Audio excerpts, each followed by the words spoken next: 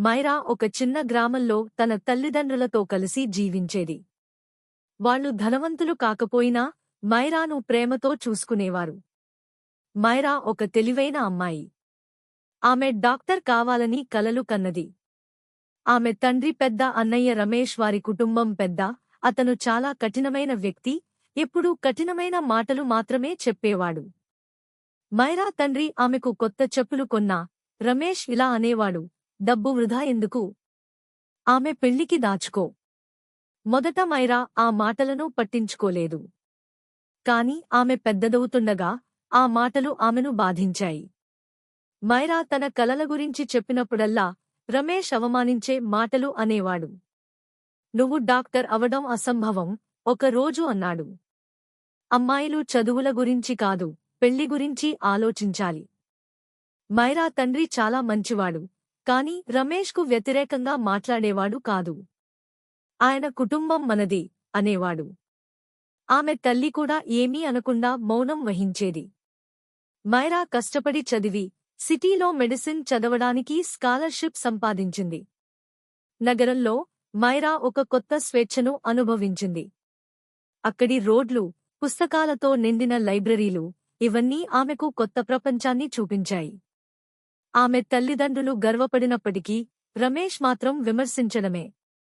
నగర జీవితం ఆమెను పాడుచేస్తుంది అన్నాడు. నగరంలో మిత్రులు ఆమెను నమ్ముతూ ప్రోత్సహించేవారు. కాని ఆమె గ్రామానికి వచ్చినప్పుడల్లా రమేష్ మాటలు ఆమెను బాధించేవి. నిన్ను పెళ్లి చేసుకునే వాడెవడూ ఉండడు అన్నాడు ఒకసారి. డబ్బు తలపెట్టే భార్యల్ని ఎవ్వరూ కోరుకోరు. ఒక కుటుంబ సమావేశంలో రమేష్ అందరి ముందు మైరాను అవమానించాడు.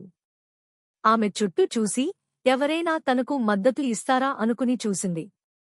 కాని ఎవ్వరూ మాట్లాడలేదు. ఆ రాత్రి మైరా ఎన్నిసార్లు ఏడ్చినా పరిస్థితి మారలేదని అర్థమైంది. అది ఆమెకు మార్గమేదో చూడాలని సూచించింది. మరోజు మైరా తన తల్లిదండ్రులతో మాట్లాడింది. నన్ను మీరు ఎంతగానో ప్రేమించారని నాకు తెలుసు.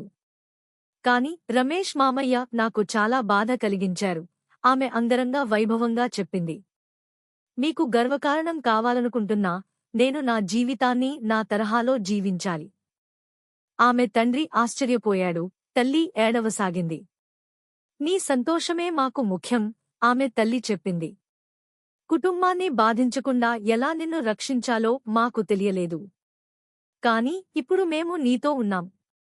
తదుపరి కుటుంబ సమావేశంలో రమేష్ మళ్లీ మైరాను అవమానించే ప్రయత్నం చేశాడు. కాని ఈసారి మైరా మౌనంగా ఉండలేదు. మామయ్య, నేను మీకు గౌరవం ఇస్తాను ఎందుకంటే మీరు కుటుంబ సభ్యులు, ఆమె ధైర్యంగా చెప్పింది. కాని మీ మాటలు నన్ను బాధిస్తున్నాయి. కుటుంబం అనేది ఒకరిని ప్రోత్సహించాలి, తక్కువ చేసి చెప్పకుండా ఉండాలి. అందరూ నిశ్శబ్దంగా ఉండిపోయారు. రమేష్ ఆగిపోయాడు. ఎవరూ ఇప్పటివరకు అతనికి వ్యతిరేకంగా మాట్లాడలేదు. మైరా భయపడ్డా ఆమె తన స్థిరత్వాన్ని ప్రదర్శించింది. మీరు అందరికీ మంచి చేస్తారని అనుకుంటారు. కాని మీ మాటల వల్ల ఎంత నష్టం జరుగుతుందో గుర్తించారా?